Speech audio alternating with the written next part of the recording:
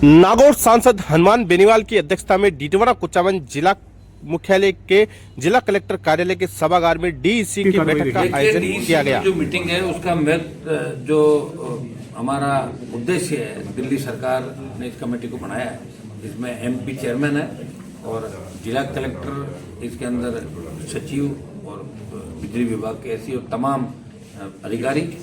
और इसमें हमारा मकसद यही है कि हम उपभोक्ताओं को राहत कैसे मिले और बिजली की जो भी योजनाएं, चाहे दिल्ली की है, राज्य सरकार की है, उसके अंदर त्वरित गति से काम कैसे हो। हमारे जो यहाँ पे लंबित काम है तो समय पे कैसे पूरे किए जाएं, हमने तमाम रिव्यू किया है कलेक्टर साहब और मैंने बैठ के, इसमें जिला प्रमुख भी थे, लंबे समय तक ये मीटिंग चली। और जितने भी डीडवाना कुचामन जिले के अंदर जो नया जिला, पहली मीटिंग थी मेरी इसके अंदर, और ये अभी 1 साल पहले ही प्रधानमंत्री ने इस मामले के अंदर एमपी को सबको इसमें अध्यक्षता के अंदर मीटिंग करने के निर्देश दिए। पहले हमारी दिशा कमेटी होती थी जिसके एमपी चेयरमैन का डीसी रखी है, तो इसमें केंद्र की योजना और राज्य सरकार की योजना है, इनके बीच समन्वय करके जल्दी कैसे और आम आदमी को इसका लाभ कैसे मिले।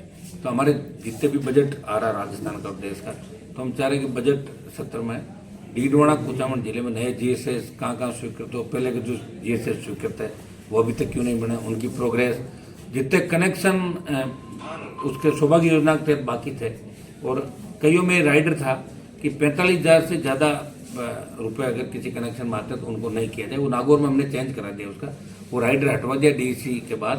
और यहाँ भी हमने आज ही निर्देश दे दिए कि अगर 1 लाख रुपए भी कनेक्शन के लगे किसी किसान के ढाणी में, तो 1 लाख रुपए भी सरकार देगी। ये हमने यहाँ भी राइडर हटा के सरकार को इसका निर्णय भी भिजवा दिया।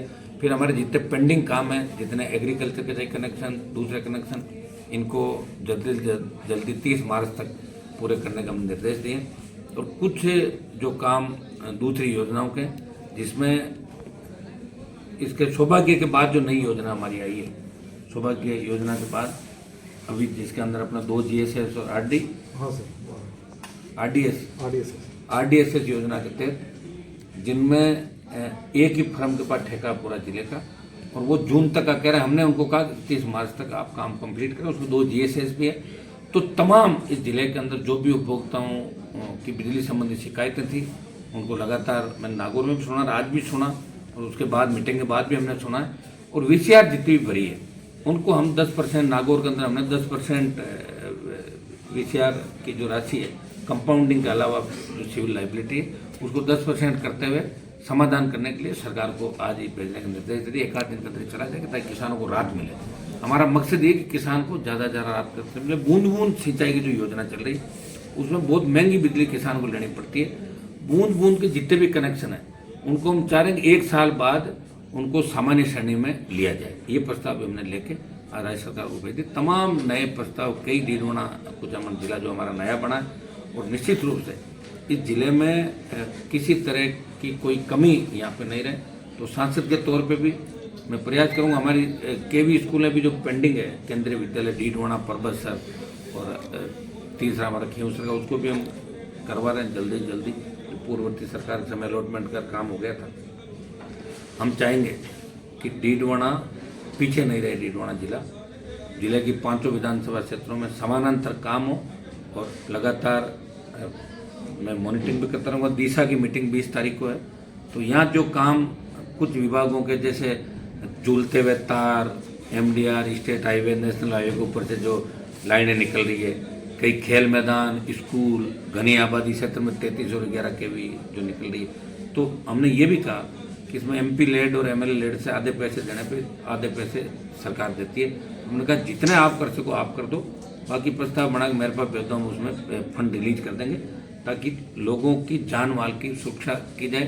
दूसरी जो भी दुर्घटनाएं घटी है जिसमें 5 लाख देने का प्रावधान है, तमाम जितने भी पेंडेंसी है उन सबको पैसा दिया जाए त्वरित गति से, और उसको बढ़ा के 10 लाख करने का इस प्रस्ताव भी हम राज्य सरकार को भेज रहे हैं कि दुर्घटना के अंदर कोई व्यक्ति चला जाता है या उसके नॉर्म्स में जो भी घायल और दूसरे होते हैं उन सबको दोगुना करके, एक ये HT और EST जो बड़े टावर लगते हैं यहाँ पे डीडवाना क्षेत्र की, यहाँ पहले बात भी आई थी, जिसमें किसान की जमीन खराब हो जाती, मुआवजा नहीं दिया जाता।